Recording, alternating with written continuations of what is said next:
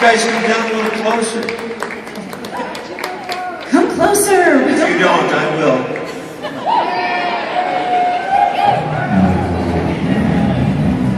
Excuse me.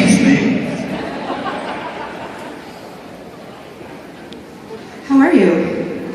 Well, I'm a little sweaty, a little hot, slightly constipated, a tad. But that's, yeah, a little more intimate.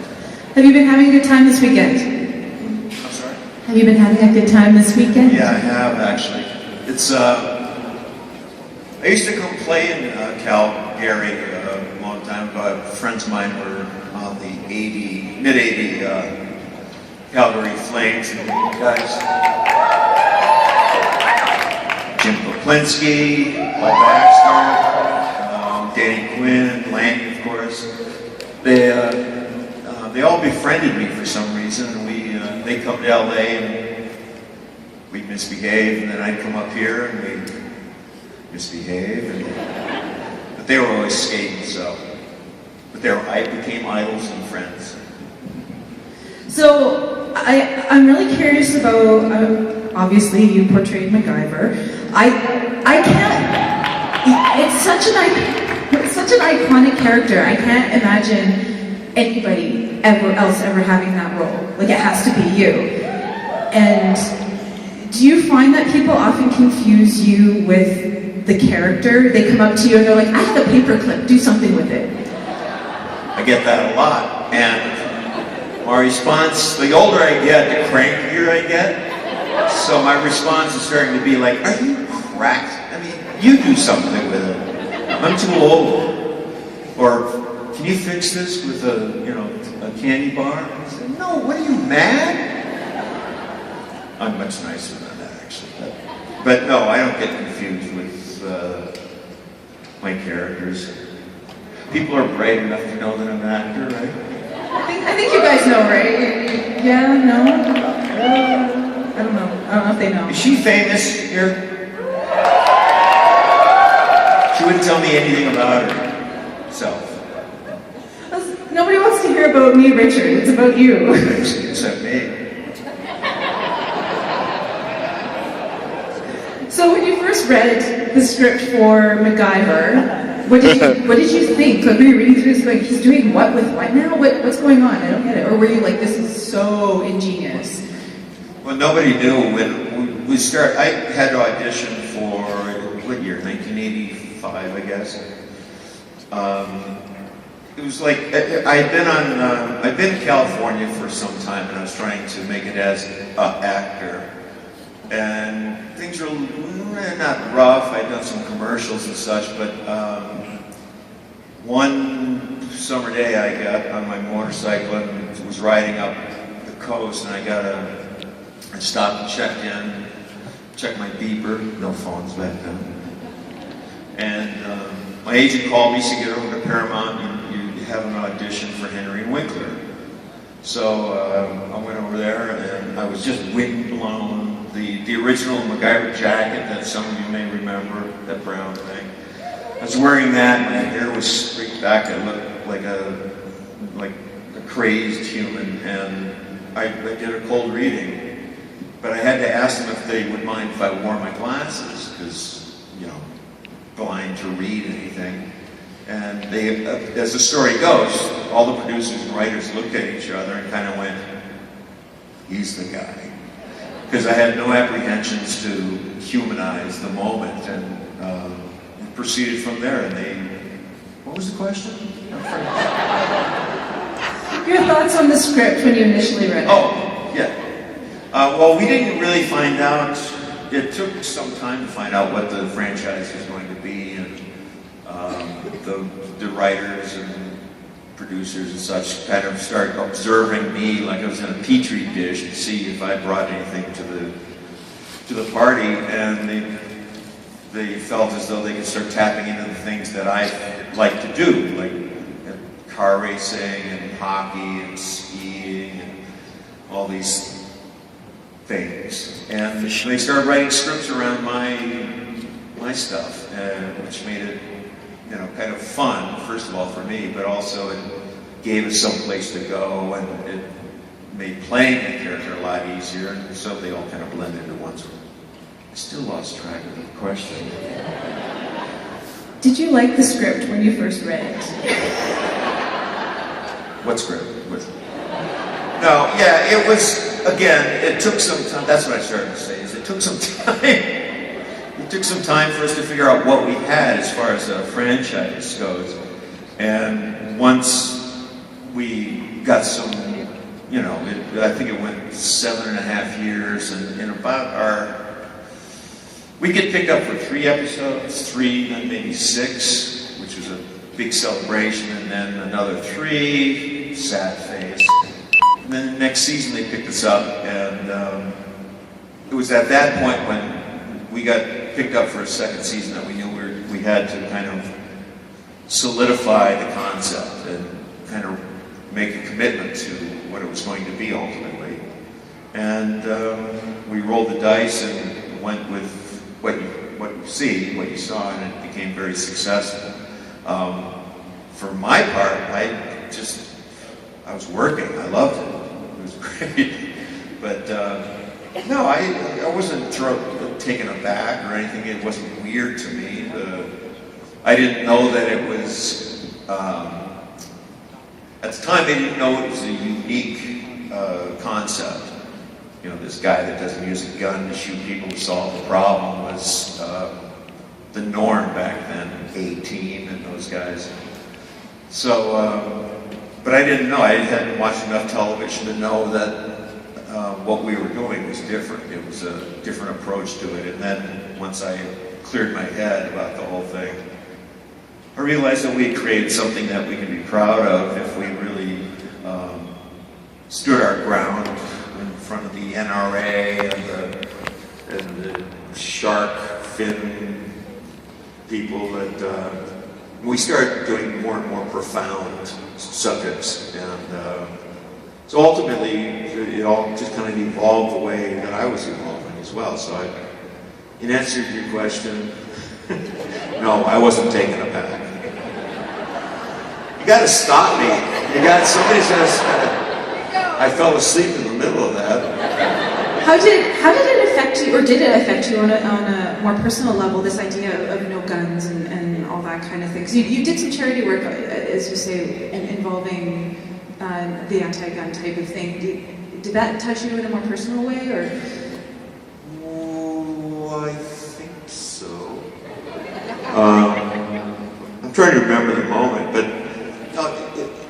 it was within my makeup at the time to already in my veins to not like guns in general, as a general statement. There's no need for them on the face of the earth. Handguns I'm talking about, because that was the lobby that we came up against. Because MacGyver's best friend as a kid got killed because of a handgun. So that was that whole thing going on in MacGyver's head, and that became a big part of his personality. But yeah, I was a big proponent of gun control back then, and we, you know, I thought we were committed to the idea, but I thought we were kind of respectful. Yeah, were we? No, I guess not. We didn't, yeah, basically I didn't care. I was proud to be on that hit list, the NRA's, and it was an honor actually, so. What?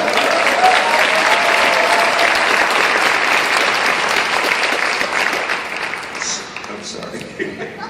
But, yeah. So, at what point did you realize that MacGyver as this pop culture phenomenon would have such longevity? And I'll give you a couple examples. You know, you say the word, oh, just MacGyver it. You know, like that's a thing now. Another example, I have a roommate in her 30s who has said she will not get married until she finds a guy that is equatable to MacGyver in both looks and intelligence. So, clearly, the role has been very influential for a number of years. At what point did it tweak with you that you knew this is a big thing? What was the big thing? You. MacGyver, the series, the role, the concept. Oh, God. Doctor, let me tell you. I don't know what to say to that. I've just gone about life, basically, you know, jumping from a job to a job and having the good fortune to be able to have longevity attached to my name as far as the 2 series I've done anyway that people noticed. But I don't know what to say to that. I mean, I was doing a job, and I'm not stupid to not know that some of the stuff that I've done has had an effect. And also, during the mid-MacGyver days, I became aware of the fact that we were in a position to affect some, especially a younger audience, which is what our demographic was pretty much, and families, parents, and they like MacGyver a lot as well. So that was, once that was realized, and you know, I was growing up, let's face it, and hopefully everybody does, but my brain started to expand a little bit to realize that we were in a position to support some really great causes and say some fairly profound things, and trying not to stand on a soapbox while we're doing it. You know, the first thing we're supposed to do is entertain. But it became more fun to try and, you know, get on the NRA's bad list and etc. You know, the list. Fantastic. I think we've got a few questions from the audience, yeah? Oh my, you guys are so quiet. Why are you so quiet? They're just odd. Who wants to ask a question? I'm gonna loosen my pants. All right, we'll start here on the left. I can barely breathe. Sorry. Excuse me. Oh my. Truly, you could tell, right? While I was talking, I couldn't breathe. It was me pants. Thank you. Anything too tight on you?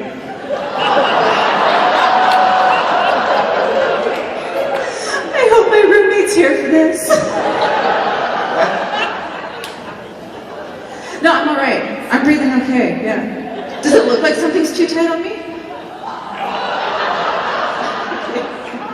All right. So, I mentioned your socks. My sock is sticking out of my shoe a little bit. It's a little bit embarrassing. It's disgusting. I'm sorry.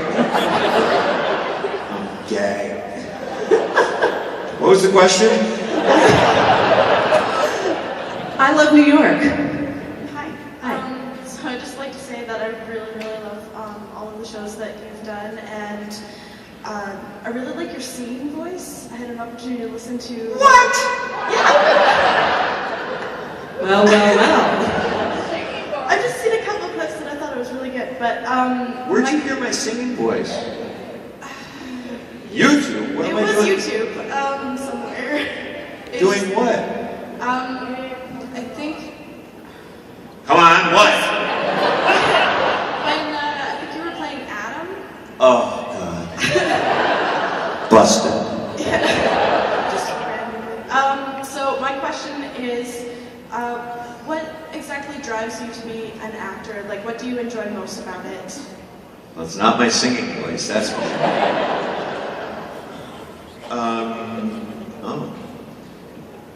Well, as the story goes, I got interested in acting when my father was a speech and English teacher and also developed a humanities course at a high school in Minneapolis. But he also directed the plays. And as a young boy, I started to tag along for rehearsals to his school. He taught at a different school than I would go to eventually. But I remember seeing the rehearsals of a play that they were doing, and I was just fascinated. And mind you, I was very young. And I was trying to think of how young. But I was out of diapers for sure. But I remember watching the rehearsals and being fascinated by I was envious. There was at one point in the script they had somebody had to come on stage and deliver a birthday cake. But for the rehearsals, instead of baking a cake or whatever, they had Hostess Twinkies. They brought out a tray of Hostess Twinkies. Now, I was a young boy, and I virtually lived on Twinkies. And I swear to God, the thought was sewn in my head that is any job I could ever get that I get free Twinkies. It's something I wanted to do. That's fair enough. That's well worth applause. Yes, thank you. And over here. First of all, I just want to say this is very cool that you're here in Calgary. And my question is, I think all of us who have grown up with MacGyver and watched MacGyver. How old are you? I'm 36. Are you really? You look like you're like 14 from here. Thank you. Go ahead. I've had moments over my life where I thought I could do something because MacGyver could, and most of the time they backfired. I'm wondering if you've ever had any moments like that, and if not, what have you taken from that character? Deep audience today. Well, I've had back surgery, 2 knee surgeries, foot surgery. What did I take from the experience? Well, it was kind of a launching pad for a lot of things in my life. Not the least of which was, I don't know if I made it clear when I was on my motorcycle and had to ride over and do the audition. At that point in time, I was ready to just, acting business, it's too much of a phony laced business, and I like riding my motorcycle, and I'm living in California, and la-di-da. But it became apparent that it was something that I liked doing, and short of going in deep into the type of therapy acting can be, I realized that, despite what you see today, I was kind of not shy, but observant, reticent to, get immediately involved in conversation or anything like that. So it was good to be able to be forced to have to actually say some words to another human being. It sounds like a crock, doesn't it? It just really does. But some of that is true. And so you figure out what it is and get back to me. Okay? But, well, anyway, I was never fooled by the fact that I was, it was a job, but it meant something in that afterwards I was able to get another job, and it was like I was building something, and that I was still too young and dumb to realize that, hey, this is pretty cool, maybe I should stick with this and be serious. Because during hiatus on MacGyver, I would jump on a plane and fly to Amsterdam or England or wherever. I started doing my traveling around the world. Instead of, hustling up and getting a TV movie or something, or taking classes, bettering my craft. To me, I wanted to, go see what Saint-Tropez was like in the summer. And it's pretty cool. If you have money, but so anyway, it was kind of a springboard. I had more confidence after that to do things. Because everything I'd learned in school, this is the point, everything I'd learned in school, not everything, but most of the stuff some of the stuff. Nothing I learned in school did I use in getting another job. That's not true. I did learn some things, and, well, not too many things. Please tell me that you learned some things, because I'm a teacher too.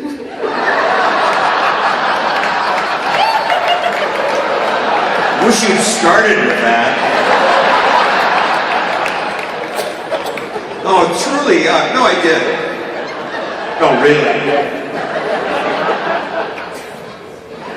Stay in school, kids. It was a really great experience for me. I was young, I was drinking. What else? Anyway, I survived, and here I am today, talking to a 14-year-old teacher.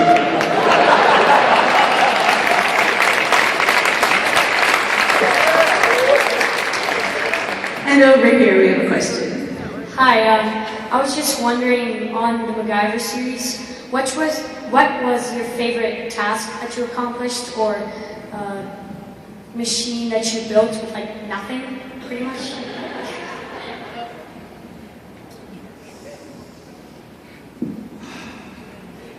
Let me think. Well, I honestly, I have